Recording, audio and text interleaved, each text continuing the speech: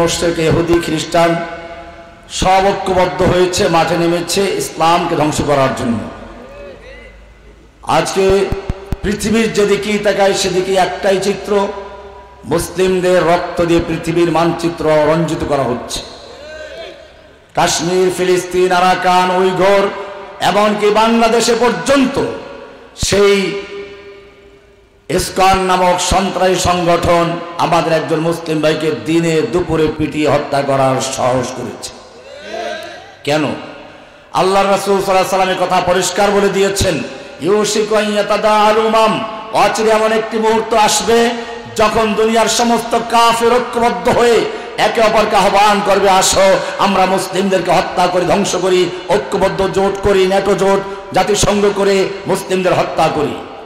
সাহাবায়ে কেরাম আশ্চর্য হয়ে বলেন, ইয়া রাসূলুল্লাহ, আমরা মাত্র 1 থেকে 1.5 লাখ সাহাবী, আমাদের ভয়ে গোটা দুনিয়া থরথর করে কাঁপছে, আর তখন কি মুসলিমদের সংখ্যা আরো কমে যাবে যে তাদেরকে হত্যা করার জন্য কাফেররা ঐক্যবদ্ধ হয়ে মাঠে নামবে? আল্লাহর রাসূল সাল্লাল্লাহু আলাইহি ওয়াসাল্লাম বললেন, তোমাদের সংখ্যা তখন অনেক বেশি থাকবে, ওয়ালাকিন্নাকুম গুসাউন কা গুসাইস সাইল, তবে জেনে রাখবে তোমাদের সংখ্যা যতই বেশি থাকুক না কেন, তোমরা মুসলিমরা তখন তুফানে ভাসমান, পানির উপরে ভাসমান খড়কুটা, ময়লা আবর্জনা, কচুরি পানার মতো অবস্থা হবে। তার মানে হচ্ছে কোরআন যেটা আমাদেরকে পরিষ্কার জানিয়ে দিয়েছে, মুমিনদের সম্পর্ক হয় ফামান ইয়াকফুর বিত-তাগুত ওয়া ইউমিন বিল্লাহি ফাকাদ ইসতামসাকা বিল উরওয়াতিল উসকা লা ইনফিসামা লাহা।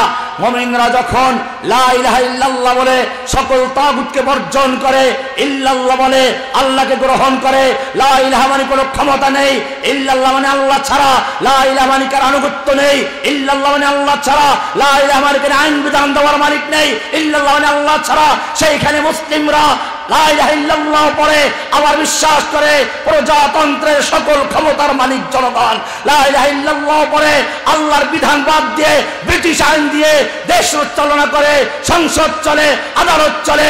আল্লাহ প্রতিবাদ করে বলেছেন, আলাম তারা ইলাল্লাযীনা ইয়াযুমুনা আন্নাহুম আমানু বিমা উনজিলা ইলাইকা ওয়া মা উনজিলা মিন ক্বাবলিকা ওয়া ইউরিদুনা আন ইয়াতাহাকামু ইলাত তাগুত ওয়া ক্বাদ উমিরু আন ইয়াকফুরু বি। হে নবী, আপনি কি ওই সমস্ত লোকদেরকে দেখেননি যারা দাবি করে তারা আপনার প্রতি নাযিল কিতাবের প্রতি ঈমান এনেছে, আপনার পূর্বের কিতাবের প্রতি, কিন্তু তারা আল্লাহর বিধানকে মানতে রাজি না, বিশ্বাস করে আবার হুকুম মানতে রাজি না।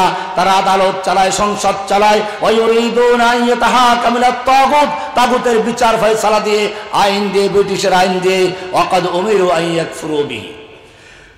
যেই মুসলিমদের বলা হয়েছিল ফামান ইয়াকফুর বিত-তাগুত, লা ইলাহা বলে তাগুতকে বর্জন করো, ইল্লাল্লাহ বলে আল্লাহকে গ্রহণ করো, ফাকাদ ইসতামসাকা বিল উরওয়াতিল উসকা, তখন তুমি দুই হাতে শক্তভাবে আরশের পায়া ধারণ করতে পারবে, লা ইনফিসামা লাহা, যা তোমাকে কেউ বিচ্ছিন্ন করতে পারবে না। দুনিয়ার কোন শক্তি তোমাকে পরাজিত করতে পারবে না। নরেন্দ্র মোদীর শক্তি, পারমাণবিক শক্তি, আমেরিকার শক্তি, রাশিয়ার শক্তি, দুনিয়ার কোন শক্তি তোমাকে পরাজিত করতে পারবে না, কারণ তুমি বিশ্বাস করো লা ইলাহা ইল্লাল্লাহ। যালিকা বিআন্নাল্লাহা মাওলাল্লাযীনা আমানু ওয়া আন্নাল কাফিরিনা লা মাওলা লাহুম। আল্লাহ বলেছেন, জেনে রাখো তোমাদের মাওলা আছে আল্লাহ। দুনিয়ার কাফেরদের মাওলা নেই, আমেরিকার মাওলা নেই, রাশিয়ার মাওলা নেই, ভারতের মাওলা নেই, নরেন্দ্র মোদীর মাওলা নেই, চায়নার মাওলা নেই, রুশের মাওলা নেই।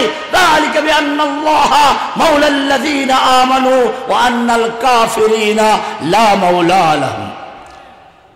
আজকে মুসলিমরা লা ইলাহা ইল্লাল্লাহ পরে আল্লাহর বিধানকে বাদ দিয়েছে, কায়েমের জন্য বিভিন্ন রকমের অব্যর্থ চেষ্টা করে যাচ্ছে। আল্লাহর নবী যুদ্ধ করেছেন, লড়াই করেছেন, বদরে, উহুদে, খন্দকে লড়াই করেছেন।